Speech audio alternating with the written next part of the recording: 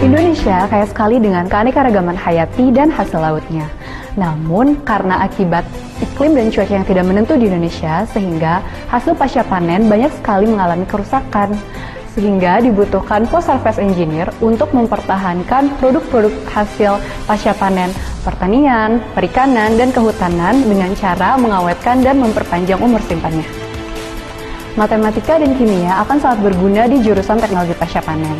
Di jurusan teknologi pasca panen, kita juga belajar mengenai ilmu-ilmu dasar teknologi, sifat fungsional bioproduk, fisiologis pasca panen, dan mikrobiologi yang berhubungan dengan food safety makanan.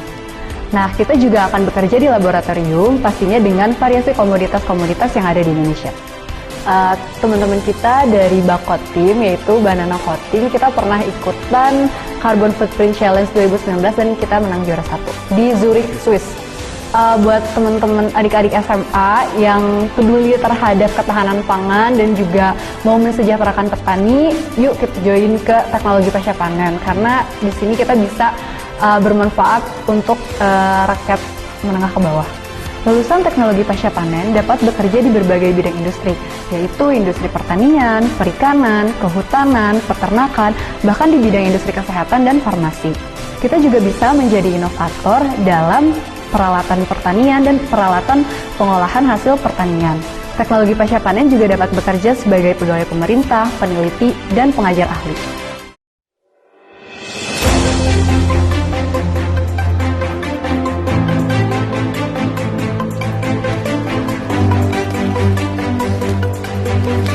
Selain menghasilkan berbagai produk seperti kayu dan resin, hutan juga menghasilkan jasa lingkungan, yaitu jasa pengaturan air dan iklim.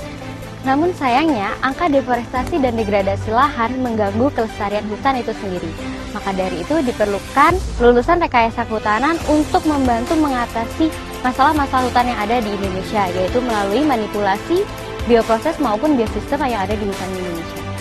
Program studi rekayasa kehutanan hanya ada satu di Indonesia, yaitu di SITH ITB. Di sini, mahasiswa akan belajar berbagai hal menarik mulai dari ekologi hutan, genetika hutan, ilmu tanah, hingga ilmu pemetaan. Program studi ini cocok bagi kalian calon mahasiswa yang suka sekali berpetualang, karena program studi rekayasa kehutanan akan menjelajahi berbagai tipe hutan yang ada di Indonesia. Banyak sekali prestasi yang telah diukir oleh teman-teman mahasiswa rekayasa kehutanan, mulai dari menang lomba esai. Teman-teman rekayasa kehutanan juga dikirim keluar Pulau Jawa untuk membantu anak-anak sekolah dalam acara diseminasi khusus yang diselenggarakan oleh ITB.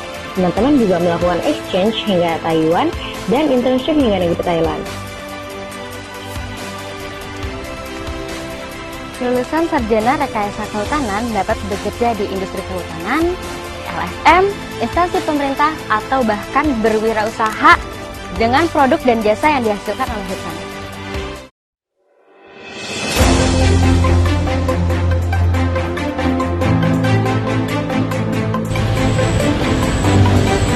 Saat ini Indonesia membutuhkan sistem pertanian yang dapat menghasilkan produk pertanian dengan efisiensi yang tinggi serta tidak mencemari lingkungan. Oleh sebab itu, sarjana rekayasa pertanian sangatlah dibutuhkan. Selama di rekayasa pertanian ini, mahasiswa belajar berbagai sistem budidaya pertanian yang dikombinasikan dengan teknologi-teknologi yang mudah diterapkan untuk menghasilkan produk pertanian yang diharapkan. Misalnya, teknik kultur jaringan, sistem pertanian presisi, big data dalam pertanian, biologi hewan ternak, dan sebagainya. Beberapa prestasi yang sudah diraih oleh mahasiswa rekayasa pertanian, diantaranya salah satu mahasiswa rekayasa pertanian ini yang berhasil menciptakan alat semprot pestisida yang disertai dengan sensor. Selain itu, beberapa mahasiswa juga berhasil mengikuti lomba karya tulis tingkat nasional. Untuk adik-adik SMA yang tertarik di bidang pertanian, jangan ragu untuk masuk ke rekayasa pertanian ini, karena di rekayasa pertanian ini kalian akan belajar pertanian dari hulu hingga hilir secara komprehensif. Tidak hanya sistem budidayanya saja, tetapi juga belajar tentang sosial, ekonomi, dan teknologi pertanian, terutama untuk era 4.0 ini. Setelah lulus, mahasiswa rekayasa pertanian mendapatkan gelar sarjana teknik. Prospek kerja yang tersedia untuk mahasiswa rekayasa pertanian diantaranya mendirikan startup seperti yang telah dilakukan oleh beberapa alumni, menjadi ahli dalam pemerintahan, industri pertanian dan perkebunan, dan sebagainya.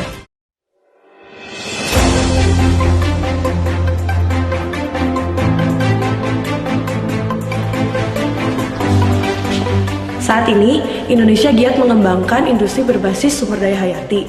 Karena itu dalam pengembangannya dibutuhkan sarjana yang menguasai ilmu sains dan ilmu teknik. Rekayasa hayati merupakan interdisiplin kedua ilmu tersebut. Jurusan Rekayasa Hayati SITH ITB merupakan jurusan bioengineering pertama di Indonesia. Mata kuliah yang dipelajari berbasis sains, teknologi, dan rekayasa. Menariknya, mahasiswa akan mempelajari sistem produksi berbasis agen hayati seperti mikrobiologi, tumbuhan dan hewan untuk memproduksi bioproduk bernilai tinggi.